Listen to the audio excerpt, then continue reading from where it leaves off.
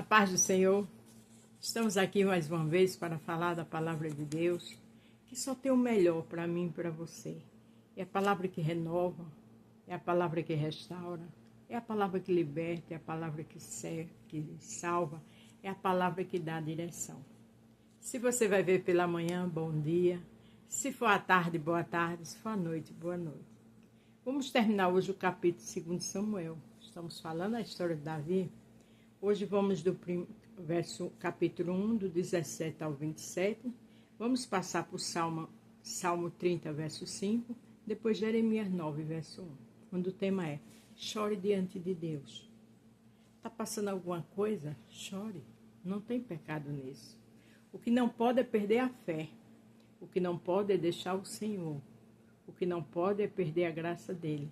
Mas chorar faz bem. Você vai ver Davi aqui chorando. E era o homem segundo o coração de Deus. Davi contou esta lamentação por Saul e por seu filho Jonathan, e ordenou que fosse ensinado ao povo de Judá. Esta lamentação está escrita no livro do justo. Os nossos líderes estão mortos nos montes de Israel. Caíram os nossos soldados mais valentes. Veja que ele se lamentou. Veja que ele ordenou que todos chorassem, todos se lamentassem. Quer dizer, uma honra diante de um rei, o qual Deus escolheu. Estava falho, estava perdido, saiu da presença de Deus, mas era rei. A Bíblia diz: dá honra a quem tem honra. Aí tem gente que diz: fulano não está honrando alguém, é babão. Não. A Bíblia diz: dá honra a quem tem honra. Essas autoridades que morrem, que têm o nome nas praças, é bíblico. Porque naquela época se fazia honra, né? Colocar montões de pedra onde tinha alguém que tinha nome, que morreu. Então, hoje é diferente, só mudou a época. Mas é natural isso. Já vem dos tempos do Senhor. Antes do Senhor. Antes de Jesus, né? Deus não. Não conte isso na cidade de Gate, nem nas ruas de Asquelon, para que as mulheres filisteias não se alegrem, nem pule de contentamento as filhas dos pagãos. Quer dizer, Davi disse assim: não conte os inimigos, para que eles não se alegrem. Veja o coração de Davi, que homem íntegro. Porque Saul estava perseguindo, Saul queria matar Davi, mas o mal jamais vence contra o bem. Mas Davi não tinha nada contra ele. Davi foi escolhido por Deus por conta da desobediência de Saul. O Senhor conhecia o coração de Davi. Então, muitas vezes a gente fala de alguém onde só Deus conhece o coração, né? Isso é muito perigoso. Veja as honras que ele estava dando aqui a seu inimigo, que ele não tinha como inimigo, mas Saul tinha. Não caia chuva nem orvalho, nem monte de Gibeá, e que os seus campos não produzam mais nada, pois ali os escudos dos guerreiros valentes estão cobertos de pó. E o escudo de Saul perdeu o seu brilho. O arco de Jonathan era mortal, e a espada de Saul nunca falhava para derrubar os poderosos e matar os inimigos.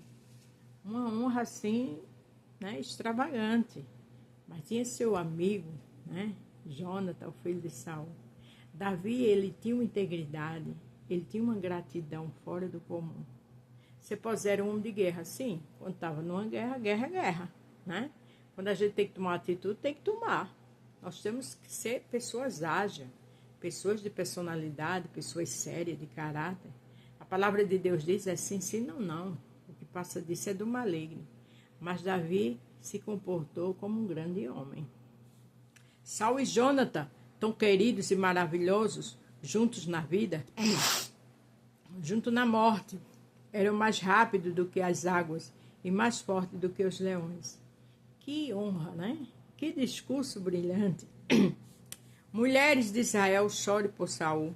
Ele vestia vocês com vestidos de fina lã vermelha e as enfeitava com joias de ouro. Quer dizer, as concubinas de Saul, né? Suas mulheres. Davi, ele fez um discurso de uma forma linda.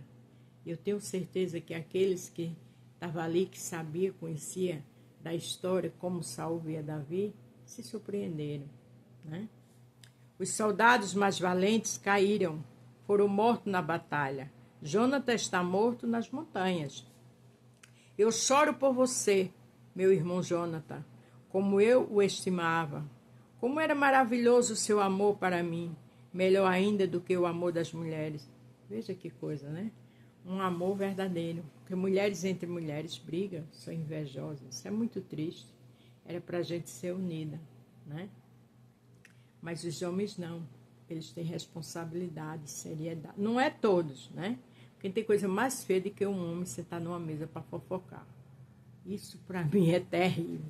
Para mim perde toda a admiração, né? Está no sangue de algumas mulheres que gostam disso. Eu não gosto. Mas um homem se sentar no meio de mulheres para fofocar, para mim ele perde toda a sua dignidade. Isso é muito feio. E Davi aqui fala de uma forma linda, de um homem valente, né? Corajoso.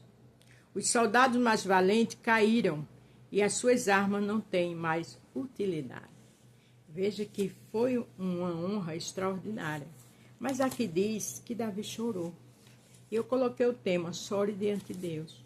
Você está enfermo, você ora, você louva, você adora. Chorar não é perder a fé. Chorar é um sentimento de dor, de tristeza. Então o choro alegra a alma. Agora temos que parar. Tem um momento que chega, né? Para aliviar a alma. Mas quem realmente alivia a alma é Jesus Cristo. É o grande, é o poderoso. Para se acalmar, vamos dizer assim. Aqui em Salmo 30, a parte C do verso 5 diz o seguinte: o choro pode durar uma noite, a noite inteira, mas de manhã vem a alegria. Então você que está chorando, você que está triste por algum motivo, vem a alegria. O choro faz parte da nossa caminhada. Muitas vezes o choro é para a gente se apresentar um melhor e uma mulher e uma melhor cidadã para ir para o céu. O choro é para trabalhar dentro de nós, de dentro para fora, para tirar o orgulho, o eu, a arrogância, o pecado, tudo aquilo que não agrada a Deus. Ah, Beta, eu estou enferma, o Senhor sabe por quê, mas esse choro vai ter alegria. Veja que aqui o choro pode durar uma noite. Salmo 30, verso 5, a parte C. Mas a alegria vem pela manhã. O choro é para nos ensinar algo, para aquilo que a gente errou no passado, não erra mais. Mas o choro também tem uma explicação. Só é não se desesperar a ponto de deixar Deus. Não, se chora, mas depois se acalma. Vai orar, vai adorar, vai louvar, porque Deus está no controle de tudo. Eu acho lindo quando ele diz, passa céus e terra, mas minhas palavras não passam. Ele também diz, né, lá em Mateus 28, todo o poder foi me dado nos céus e na terra. Aleluia. Foi quando ele morreu, ressuscitou, estava dando as últimas instruções aos seus discípulos e partiu. Então ele tem poder nos céus e na terra. Quando você chora e perde a fé, você está diminuindo a grandeza do Senhor. Ele está comigo e com você. Tudo na vida tem um propósito. Essa dor tem uma finalidade e tem vitória. Vai ter alegria. Lembra de Ana? Chorou com coração de amargura ali no templo. O sacerdote teve ela por embriagada. Ele não deu respostas mais, né? Existem momentos que você, se ficar, você vai dar resposta, você vai embora, né? Mas você chora diante de Deus. Penina insultava, provocava e Ana só chorava. E grande foi a vitória. Então o choro tem uma finalidade. Quantas pessoas na Bíblia não choraram? Davi mesmo, quando saiu correndo de seu filho, Absalão, ele chorava. Então o choro não é para coisas pequenas, não é para pessoas fracas. O choro é uma finalidade. O choro é para você e eu ser o melhor cidadão e o cidadão do céu. O choro é para a gente melhorar. O choro é para a gente aprender com a dor, com as mentiras, com as traições. Porque lá na frente ficamos mais fortes e a vitória vem. Para terminar aqui, Jeremias 9:1 diz o seguinte: eu gostaria que a minha cabeça fosse eu gostaria que a minha cabeça fosse como um poço de água e que os meus olhos fossem como uma fonte de lágrimas, para que eu pudesse chorar diante dia e noite pela minha gente que foi morta. Quem está dizendo isso aqui? Jeremias. E ele é conhecido como profeta chorão. Então, chorar porque perdeu alguém não é pecado. Às vezes, sentir saudade e chorar também não é pecado. Às vezes, assim, agora não, mas no início eu chorava. Quando vinha a lembrança do meu pai, da minha mãe, da minha tia Lourdes. Por conta de hoje, assim, eu ter compromisso muito mais com a palavra. Tia Lourdes, né, era um exemplo na família. Então, minha mãe também tinha um compromisso sério com Deus. Eu não vou julgar elas porque elas não eram crentes. Quem conhece cada um de nós é Deus.